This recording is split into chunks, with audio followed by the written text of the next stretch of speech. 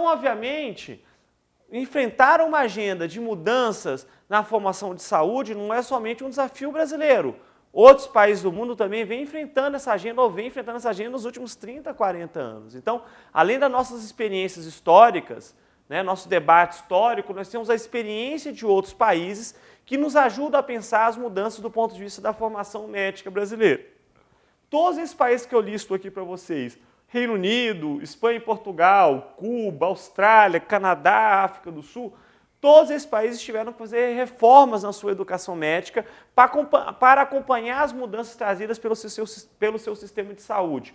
O Reino Unido, por exemplo, desde a década de 60, fez reformas educacionais importantes no ensino médico, que vem garantindo, por exemplo, um forte predomínio da questão da formação voltada ao general practice, ou seja, a formação do general practitioner, que é o GP em inglês, que é uma figura fundamental na organização de todo o sistema de saúde inglês. Espanha e Portugal, nós tivemos uma militância importante de médicos de família no debate da mudança da educação médica. Na Espanha, eles vêm discutindo isso desde a década de 80 e 90, e Portugal nos anos 2000. A militância dos médicos de família, inclusive muitos docentes das escolas médicas, foi fundamental. Cuba é um processo, um ponto fora da curva, né? Um debate completamente diferente, um outro sistema social diferente do nosso. Um país que no final da década de 50, 60% dos médicos foram embora do país, 80% dos profissionais, dos docentes em medicina foram embora do país, e eles tiveram que construir um modelo de formação fortemente pautado em integração ensino-serviço-comunidade. E eles fazem isso muito bem, a gente tem muito para aprender com a experiência dos cubanos.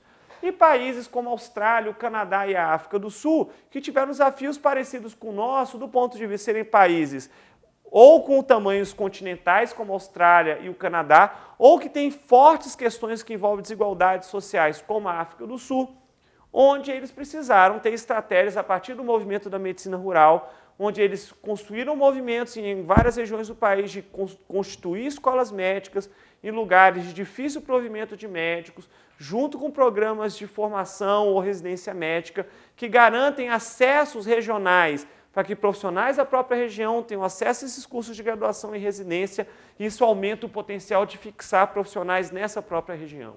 Então, a experiência também de outros países do mundo nos ajudam a pensar hoje o nosso momento de mudança no Brasil. E tivemos aí vários acúmulos que vieram aí de outras experiências desde a década de 70, experiências concretas, dispositivos concretos de mudança que também nos trouxeram aprendizados bastante importantes.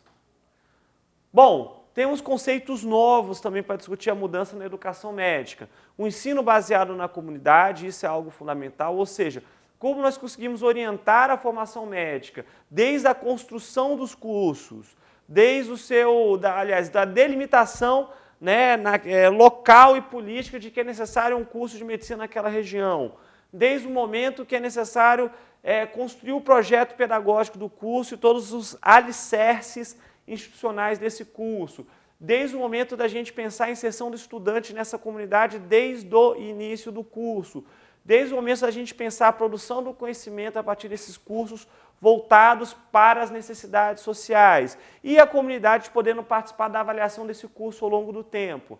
Então, o ensino baseado na comunidade é um debate importante, contemporâneo, que além da nossa agenda, do que a gente vem aprendendo com os outros países, com o que nós já fizemos de dispositivo ao longo da nossa história, nosso debate da reforma sanitária, a gente precisa agregar dentro dessa questão. A missão social dos cursos, isso é um elemento bastante importante.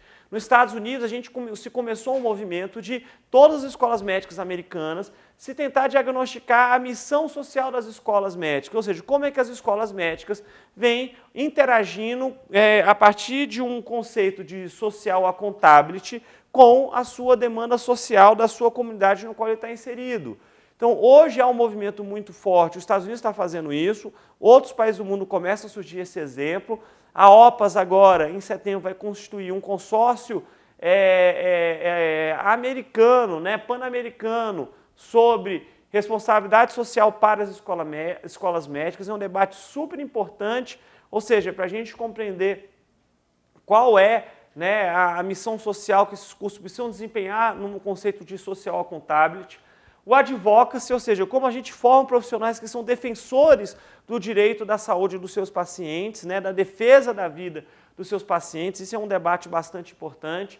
A abordagem centrada na pessoa, como a gente consegue garantir um método clínico baseado no cuidado integral, ou seja, nos problemas que as pessoas trazem, nas suas situações de vida e não meramente na questão do modelo baseado na doença. O debate sobre o cuidado integral, ou seja, qual a responsabilidade do profissional médico, além da assistência individual, por exemplo, e pensando todas as demandas no qual se produz a vida das pessoas, e a gente pensar uma formação abrangente que envolva todos os ciclos de vida. Então é importante ressaltar que nós temos importantes mudanças do ponto de vista do campo das redes de atenção à saúde, a saúde mental, a urgência e emergência e vários outros debates ganham destaque ao longo da agenda dos últimos anos, porque obviamente a gente busca, a partir dessas redes de saúde, pensar linhas de cuidado que consigam responder essas demandas sociais a partir dos vários ciclos de vida das pessoas. Então, todos esses debates, ao nível mundial, ao nível do debate contemporâneo da educação médica, ao nível do nosso acúmulo histórico e ao nível do que a gente já fez, a gente constrói agora, a partir do programa Mais Médicos, uma grande síntese de tudo isso. E a medicina geral de família e comunidade é uma área fundamental para nós construirmos esse processo de mudança. Ou seja, nós percebemos nos vários debates mundiais que o fortalecimento dessa área de conhecimento dentro das escolas médicas, ele é fundamental para que a gente consiga garantir um perfil generalista para a formação dos futuros profissionais. É importante ressaltar o que a gente chama de medicina geral de família e comunidade no Brasil, ou medicina de família e comunidade, é equivalente a outros especialistas que a gente tem no mundo. Por exemplo, na Espanha eles chamam de médicos familiares e comunitários. Por favor. E comunitários. Abre aí, por favor. Médicos familiares e comunitários. Em Portugal eles chamam de médicos gerais e de família. Na Inglaterra eles chamam de clínicos gerais. Em Cuba eles chamam de médicos gerais integrais. Então, vários países têm denominações diferentes, mas nós estamos falando do mesmo profissional, tá? Do mesmo campo do conhecimento voltado a constituir um determinado tipo de formação profissional e de atuação no mundo do trabalho médico. Então, dar força para a medicina de família e comunidade dentro da formação médica é algo fundamental, pensando-se essa agenda também da mudança no âmbito das escolas médicas, né? O nosso consenso internacional de responsabilidade social das escolas médicas fala claramente que a atenção tem que ser dada um tamanho prioritário, uma dimensão prioritária no comprometimento da formação ao nível de graduação e de formação dos futuros especialistas, pensando nos cenários da atenção primária à saúde. Então, existe todo um debate mundial, como coloquei com vocês, que aponta nesse sentido. A atenção primária nos garante um aprendizado de uma série de princípios e atributos que, obviamente, independente da área terminal, enquanto especialista que vários médicos vão ter ao longo da sua formação após a graduação, dominar elementos que envolvem esses princípios e atributos é algo importante. Aqui é um debate trazido pela Barbara Starfield, que é uma importante intelectual americana que faleceu há pouco tempo e trazia um debate muito bem fundamentado sobre a atenção primária. Ela vem desde o movimento de Alma Ata discutindo isso. E a gente precisa discutir algumas ideias força, ou seja, nós, a partir da lei do Mais Médicos, temos um importante movimento de mudanças nas nossas diretrizes curriculares nos cursos de graduação em medicina. Então nós temos primeiro, tudo que era de positivo nas nossas diretrizes de 2001, a gente manteve nas diretrizes de 2014, isso é um primeiro elemento que é importante da gente registrar. Segundo, as novas diretrizes curriculares detalharam melhor um arco de competências, pensando numa lógica de desempenhos, para que esse profissional médico consiga ser formado com qualidade. Isso traz para a gente ganhos importantes para o debate da formação. Um terceiro ponto, a gente redefiniu o debate sobre quais são as grandes áreas de aprendizado médico no Brasil. Ou seja, além das áreas tradicionais, a clínica médica, a pediatria, a ginecologia e obstetrícia, a clínica cirúrgica, essas 4 áreas, acrescento nesse debate a saúde coletiva, a medicina geral de família e comunidade, que a gente faz uma distinção dela em relação à saúde coletiva, isso é um outro debate que é bastante importante, a saúde mental e a urgência e emergência. Então a gente já está redefinindo a partir das novas diretrizes curriculares, as áreas de atuação da medicina. A gente dá centralidade para o ensino da atenção básica, organizado e coordenado pela área do conhecimento da medicina geral de família e comunidade, ou seja, a medicina geral de família e comunidade já deve ser a organizadora da formação médica ao nível do cenário da atenção básica. A gente garante que os cursos de medicina tenham programas de aperfeiçoamento docente no interior dos cursos de medicina, isso é importante, ou seja, essa questão, como a gente muito discute no FEME, que você dorme médico, acorda professor, a gente precisa ter uma agenda institucional para enfrentar essa demanda e essa necessidade. A questão do estabelecimento dos novos marcos para a integração ensino-serviço comunidade, que é o COAPSA, nós tivemos agora no dia 5 de agosto a assinatura da nossa portaria interministerial que garantir as diretrizes para os contratos organizativos de ação pública e ensino-saúde, os COAPs, ou seja, como construímos relações estáveis institucionalmente entre instituições de ensino e entre serviços de saúde, isso é algo fundamental. Mudanças do ponto de vista da avaliação dos cursos de medicina, então nós estamos num pleno momento de mudanças, né, no instrumento de avaliação externa dos cursos de medicina através dos sinais, ou seja, a avaliação externa dos cursos vai ter uma mudança ao longo do tempo na formação dos avaliadores, na garantia de indicadores que consigam debater questões como ensino baseado na comunidade, a responsabilidade social dos cursos, as mudanças no internato, a integração ensino-serviço comunidade como eixo fundamental nas várias dimensões dos sinais. Então, nós temos também mudanças importantes do ponto de vista da avaliação dos cursos de medicina para que ela possa, a avaliação, colaborar com o processo de mudanças. Temas como a segurança do paciente, a interprofissionalidade, a diversidade na garantia dos direitos sociais também é valorizada por essas novas diretrizes curriculares nacionais e temos mudanças que articulam o debate da graduação com a residência médica, ou seja, tentar superar um hiato entre esses dois debates da graduação e da residência, que a gente sabe que muitas vezes a lógica, muitas vezes baseada numa inserção mercantilizada no trabalho médico, muitas vezes influencia a lógica como se organiza a residência médica no Brasil e isso interfere no perfil de formação de egresso que a gente espera na graduação. Então, a ideia é integrar esses dois processos para a gente evitar hiatos. Então, do ponto de vista da formação médica, a ideia das novas diretrizes curriculares é que não se pode pensar a formação médica só baseada no campo da atenção. A gestão e a educação em saúde são também pontos importantes para a gente pensar a formação dos profissionais médicos. E tem mudanças importantes no internato. Primeira mudança importante no internato. No mínimo 30% dos 2 anos de internato dos cursos de medicina devem ser voltados à atenção básica e ao serviço de urgência e emergência. Tá? Desse ensino na questão do internato na atenção básica, o ensino deve ser baseado, coordenado e voltado para a área da medicina geral de família e comunidade. Ou seja, não é pegar a atenção básica e enfiar dentro das outras clínicas, é você fazer um estágio de medicina de família e comunidade que ele garanta, né, esse campo de formação na atenção básica dentro desse mínimo de 30% do internato dos cursos de medicina. A nossa indução a partir da avaliação é que chegue até a 50% do internato dos cursos de medicina baseados na atenção básica e os demais 70% da formação, ou um pouco menos do que isso, deve ser baseado nas outras áreas de formação médica, as outras 7 áreas que eu descrevi no slide posterior. Então, são mudanças bem importantes do ponto de vista do internato, que nós sabemos que é um momento importante de aprendizado dos futuros médicos, né?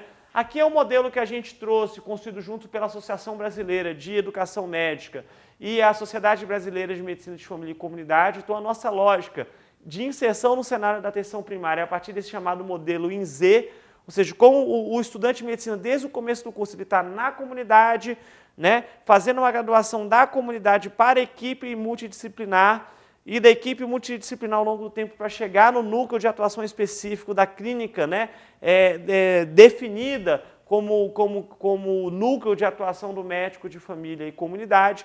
Então, esse modelo INZ é um modelo importante, é baseado nele que todas as diretrizes, que as novas diretrizes curriculares nacionais dos cursos de graduação em medicina propõem mudanças a partir do seu novo marco constituído, né? O perfil de egresso dos cursos de medicina é praticamente o mesmo das diretrizes de 2001, Somente a questão da determinação social do processo de saúde e doença, ela fortemente se coloca marcada num debate sobre o perfil do egresso dos cursos de medicina e, obviamente,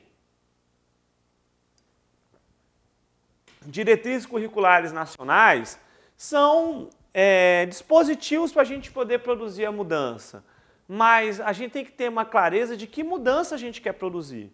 E é esse o debate que eu queria muito trazer para vocês. Nós estamos abrindo novas vagas em cursos de graduação em medicina, mas se for para a gente abrir mais vagas em cursos de graduação em medicina para formar mais do mesmo, não vai ter o efeito que a gente espera. Então a gente precisa, obviamente, os dispositivos de mudança qualitativa, eu acho que as DCNs são importantes mecanismos de mudança qualitativa, eles são importantes, mas a gente tem que saber que mudança a gente quer produzir.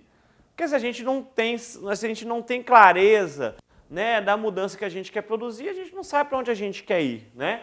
Então, quando eu trago esse referencial do Educar para a Liberdade do Paulo Freire, é no sentido da gente pensar, ou seja, a partir desses dispositivos que a gente está disponibilizando, a partir da lei do Mais Médicos, onde a gente pode chegar nesse processo de mudança.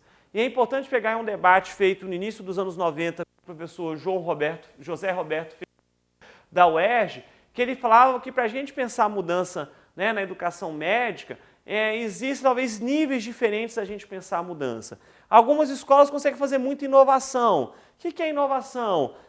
Disciplinas com uma metodologia um pouco melhor, estágios com uma lógica melhor integrada com o serviço de saúde, metodologias ativas, né, dentro de alguns espaços do ensino dentro da escola médica. Isso é algo importante. Mas isso é uma periferia da mudança, isso é a espuma, a gente pensando, né, a mudança na escola médica, não é a profundidade nas águas para a gente pensar a mudança na educação médica.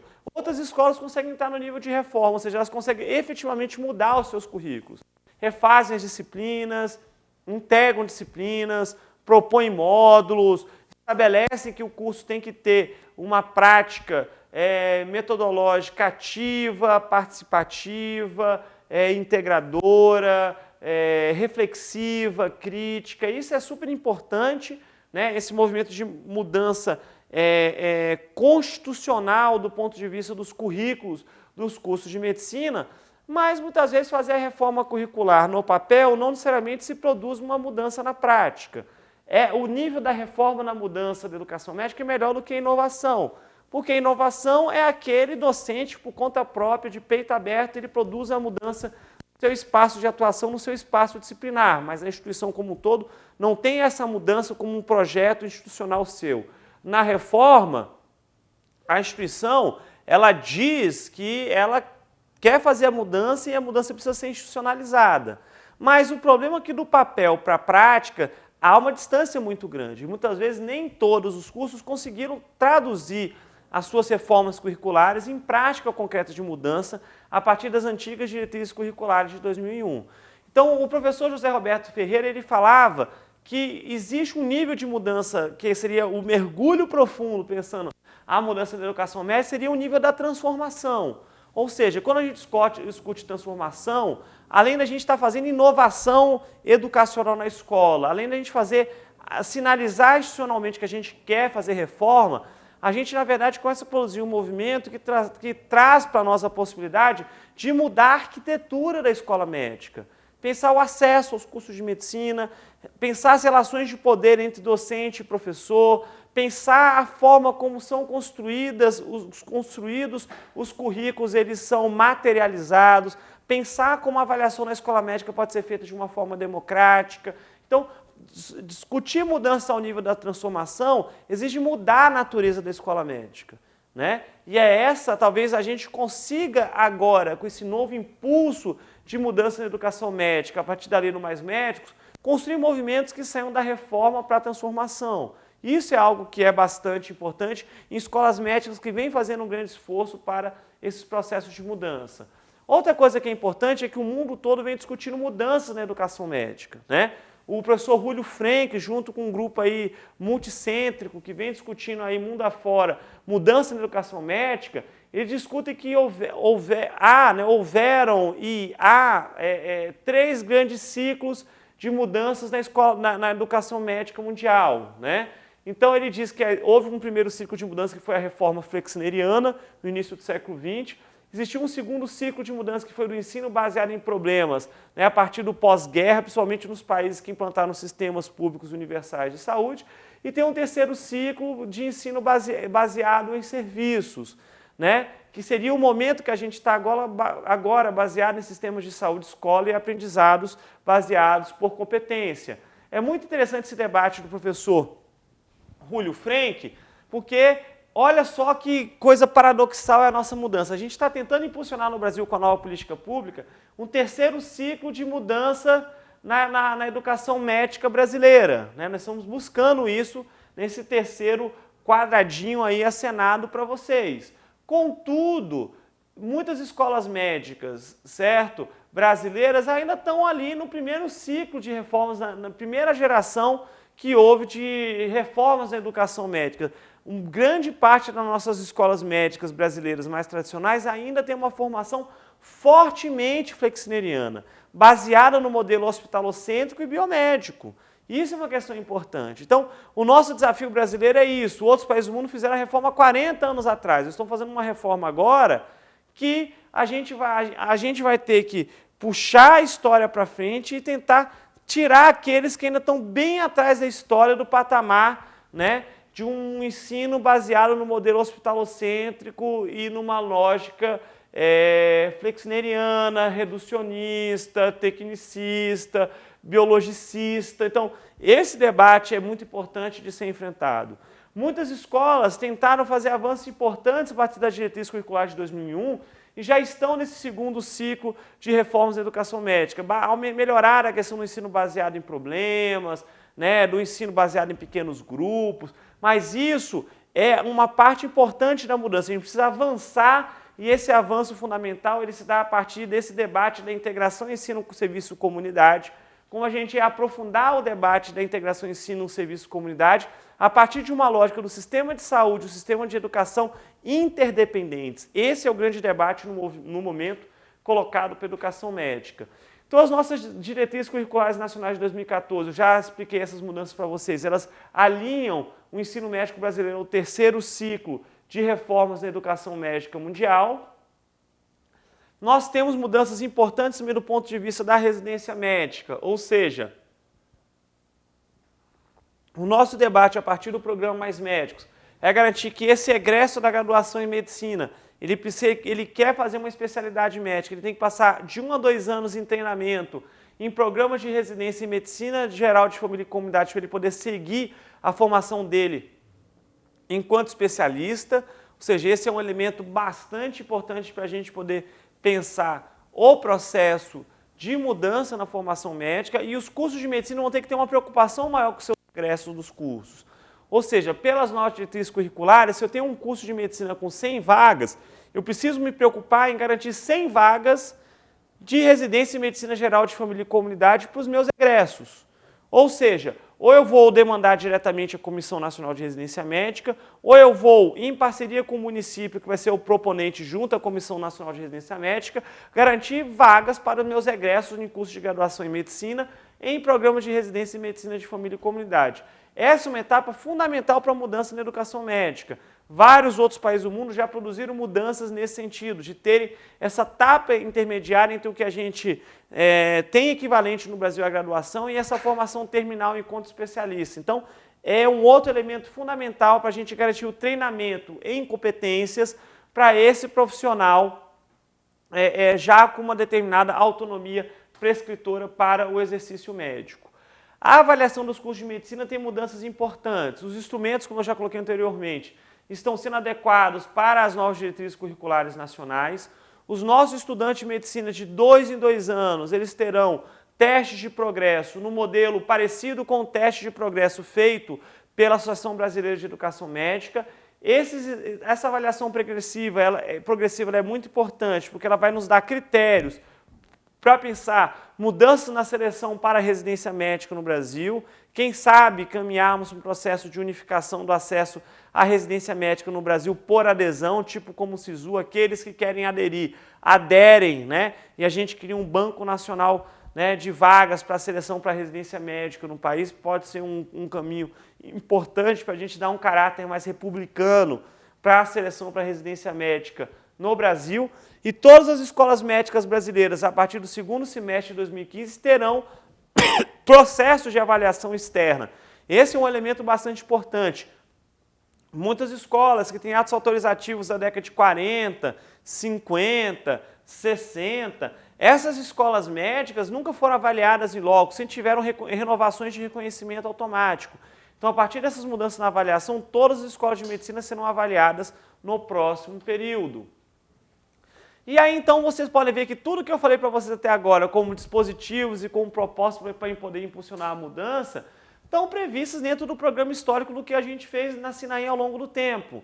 Lá na SINAEM, no final dos anos 90, nós discutíamos que era necessário ter um currículo inovador, estamos discutindo isso a partir da Lei do Mais Médicos, que era necessário discutir uma avaliação transformadora do estudante da escola médica, estamos discutindo isso, que era necessário pensar a questão da formação e a profissionalização da docência, estamos discutindo isso, e é importante discutir a democratização da escola médica, ou seja, como é que a gente garante uma lógica onde, por exemplo, a avaliação dos cursos de medicina, como um dos elementos, por exemplo, possa ajudar a gente a fazer uma reflexão democrática sobre os rumos e os caminhos da educação médica. Então, esses 4 grandes eixos estão dentro do programa histórico da SINAEM, eles se refletem em todos os dispositivos legais que estão colocados para a gente. Porém, esse processo de mudança, ele não é simples, tá? Então, eu acho que muito mais do que discutir aspectos da lei, a gente tem que discutir muito mais quais são os projetos que se movem diante dessa afirmação das mudanças trazidas pela Lei 12.871, que é a Lei do Mais Médicos, ou de resistências aos dispositivos trazidos pela lei. Lembrem vocês que no final dos anos 90, a SINAEM se propunha uma 4ª fase, que era uma mudança unitária em todo o país da sua educação médica. E essa 4ª fase da SINAEM no final dos anos 90 e início dos anos 2000, ela não aconteceu. Não aconteceu em parte porque havia um governo que era contrário naquele período a produzir mudanças dessa qualidade e porque haviam também projetos distintos dentro, né, do debate da educação médica que se colocavam contrários a mudanças dentro desse programa colocado, né, nesse slide anterior que fala do programa mínimo da SINAEM. Então é importante a gente caracterizar quem são os projetos, né? Um primeiro projeto, que ele é bastante importante, é esse projeto que impulsiona as mudanças que estão colocadas para a gente. Esse projeto que envolve professores e estudantes. Eita, que saco, o que eu vi aqui? Você corta isso. Esse projeto que traz professores, traz estudantes, traz movimentos sociais, traz grandes contingentes importantes, traz gestores de saúde, traz contingentes importantes da população brasileira, ele quer uma mudança no caráter da escola médica no país, quer garantir uma formação voltada às necessidades sociais e à democratização da saúde, e ele quer alterações efetivas no perfil de egresso dos cursos de medicina.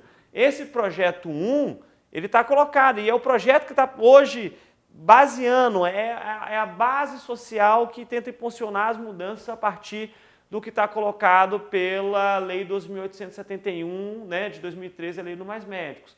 Mas há também um projeto 2, um projeto que ele tem um espaço importante na inteligência da educação médica brasileira, nas suas instituições que debatem educação médica no país, que propõe mudanças fracas, né, na questão da educação médica, com mudanças metodológicas no ordenamento político-pedagógico dos cursos, ou seja, vamos mudar currículos, vamos fazer inovações educacionais e tal, mas sempre fica na periferia da mudança, eles não conseguem alterar, né, aspectos que envolvem as relações de poder e a forma como se constitui a escola médica. Então, eles não conseguem produzir alterações efetivas no perfil dos egressos. Isso é importante.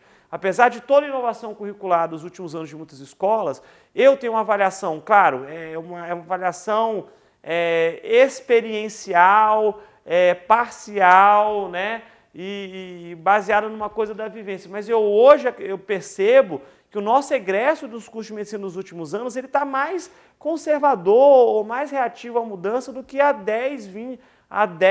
20 anos atrás. Então, é importante refletir que não mudar a natureza da escola médica, não tentar interferir nesses fatores que geram a escola médica a produzir um determinado perfil de profissional, se a gente não enfrenta essas questões, mesmo que a gente faça muitas inovações curriculares, muitas mudanças metodológicas, a gente não consegue produzir a mudança, tá? A transformação da escola médica. E o projeto 3 é talvez o projeto mais reativo de todos, que é o que quer manter tudo como está. Tudo está ótimo, tudo está bom, né? É como se mais do mesmo, fazendo uma lógica de restringir acesso a jovens a cursos de medicina, a gente garantiria o problema da educação médica brasileira, que é esse modelo autorregulado corporativo do trabalho e da formação médica, que, de certa forma, o setor da profissão médica organizado enquanto corporação, ele tenta pautar na sociedade esse debate de eles autorregularem o seu trabalho e o seu espaço de formação.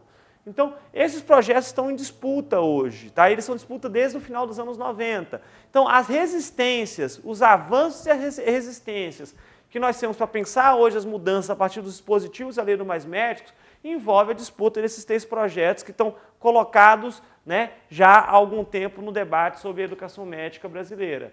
Agora, foi importante aquele momento no final da SINAEM dos anos 90, que apesar de nós termos sido derrotados naquele momento, ou seja, a gente não conseguiu produzir um processo de mudança para a escola médica no final dos anos 90, os 10 anos da SINAEM garantiram para a gente a possibilidade de toda uma geração de jovens se formarem a partir de todo esse pressuposto e todo aquele programa mínimo e todo aquele acúmulo sobre educação médica que os 10 anos da SINAEM possibilitaram. Então, muitos desses jovens que eram estudantes naquela época, hoje são gestores, hoje são professores que chegam nas universidades, hoje são preceptores, hoje são profissionais de saúde que querem balizar o debate da mudança. Então, é muito importante tudo que nós vivemos durante os anos 90, porque hoje nós estamos tendo uma oportunidade histórica, né, com um governo que se abre e enfrenta essa agenda da mudança da educação médica, para que a gente consiga, obviamente, hoje, com esse acúmulo, produzir processos de mudança, né? Temos constituído vários cursos de medicina em universidades federais. Esses cursos que eu listo para vocês são cursos criados, né, já criados, são 25 cursos que já estão autorizados ou em funcionamento em universidades federais, acompanhados por uma comissão de especialistas na área de educação médica, que vem nos ajudando a constituir um perfil voltado, né, à medicina rural no âmbito desses cursos de medicina. Nós temos também mais 15 cursos de universidades federais previstos até o ano de 2018, então são cursos aí que vão trazer para a gente uma importante interiorização de escolas médicas e universidades federais em várias áreas muito vulneráveis do nosso país, semiárido nordestino, Vale do Jequitinhonha e Mucuri, regiões de fronteira, enfim, regiões que necessitam desse perfil, um perfil de formação médica diferenciada e uma oportunidade de garantir, por exemplo, argumentos de inclusão regional para jovens dessas localidades para esses cursos de medicina. Nós começamos essa política do Mais Médico. Antes de começar a política dos Mais Médicos, aliás, em 2012, nós tínhamos